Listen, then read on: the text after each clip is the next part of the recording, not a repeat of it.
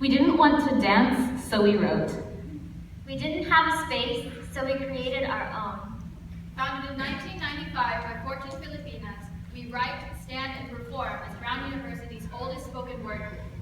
Like the myriad of islands that make up the Philippine archipelago. We come together as a collective of voices, words, and backgrounds that explore the multiplicity and diversity of the Filipino culture and experience. Here, we stand as the next generation of this legacy. We, Dainara Erica Miguel Rivera, Regine Francis Hickey Rosas, Mario Mabel Tanako Boyong, Amy Seats, Alessandra Gonzalez Capobianco, our Archipelag-a. People love that post-apocalyptic shit. Aliens, zombies, the Hunger Games, and of course, the ragtag team of heroes fighting through adversity. It's funny how easy it is to root for the outsiders when they arrive with their quirky superpowers and catchy names.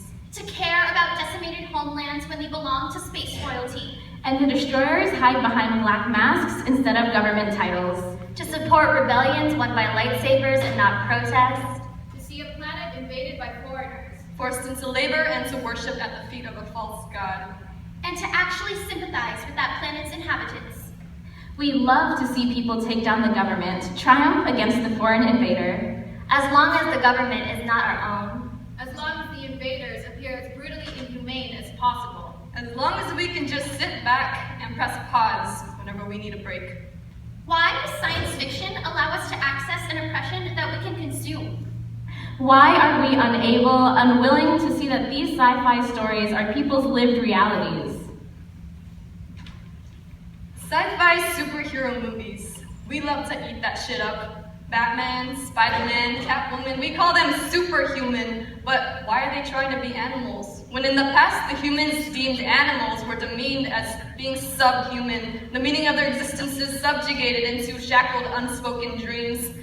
They say sci-fi is a glimpse into the future, but what I see is a replication of the past, just re-embellished with gleaming, glorious, or maybe glorified technology. We love to eat up sci-fi. It's like feasting on the future, on fantastical fruits and treats and feats, but if sci-fi is the future, then where is the fusion food?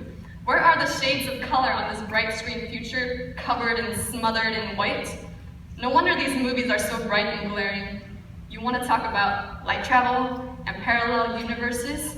Yes, let's talk about light skin traveling across the world at supernatural speeds, creating parallel universes with their silver steel technology and Secret Service agents of disease. That sci-fi of that past is our lived reality, and the science fiction of that past is really just a fiction misconstrued as science. So much of our reality, the concept of race, is just a fiction misconstrued as science, a legacy of fairy tales transcribed into codes of law. So forget sci-fi, the future. What is it really? It is the mixing and the stirring and the blurring of colors inside the walk of this world, like Spam fried rice. And yeah, we love to eat that shit up. Aliens. Why do we always blame everything on aliens? You say aliens are so advanced. Aliens made everything better. You say aliens did it. There's no way that advanced brown people could have. Who built the pyramids? Aliens. Who made crop circles? Aliens. Who made the Nazca lines? Aliens. You give aliens so much credit, but why do you dismiss the actual intelligence of people? People don't see beyond the aliens. They make up excuses. You're such a good dancer. It's because you're a woman of color. You go to Brown, it's because you're Asian. You see these things, but you don't see me. Well, I have news for you. I am Asian, and I am a woman of color, but these characteristics make me so much more than your excuses and stereotypes. No more excuses. There aren't any body snatchers here. It's all me. But you don't see me for who I am, the sum of my parts. And where do I go from here? I am tired. Tired of trying, tired of waiting, tired of being. How do you keep on going when you're exhausted? Do you sleep? Does sleeping even help? Do you give in to the exhaustion, giving up entirely?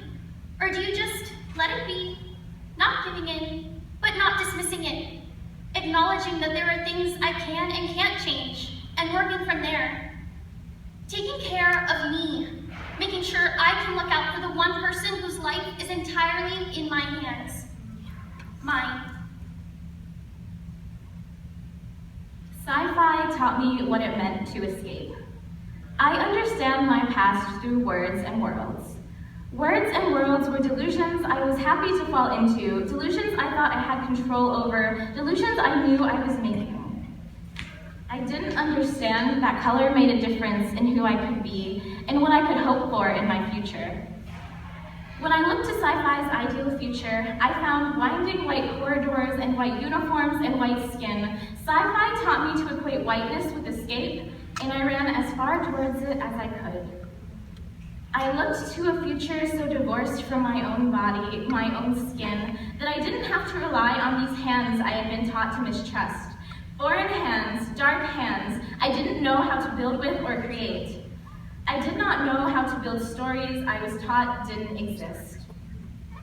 I dreamt of futures made of winding white corridors and white uniforms and white skin, and convinced myself it was my choice to fall further into what I could never be. A child full of words and a persistent dream relying on the autonomy of her unsure hands. Stories that were supposed to help me come into my own were stories that taught me to subdue my voice. Sci-fi taught me to distrust the only world I knew.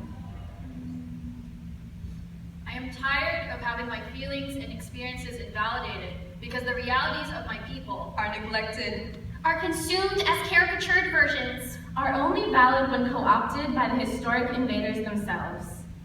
Our stories are not to be confined to the screen, embodied by white actors. Our stories are not to be confined to white pages written by white authors. Our stories are here on this stage. Resonating with the words from deep within us. Etched into the lines of our hands. Let's foretell the future of these palms. Imagine a world where the colonizers bow down at the hands and voices of those colonized for hundreds of years. At the hands of 5 women. Hands calloused with battle scars. Who have fought with their blood and pain and words. Who stand, No longer subjugated. No longer silenced. Triumphant. People love that post-apocalyptic shit.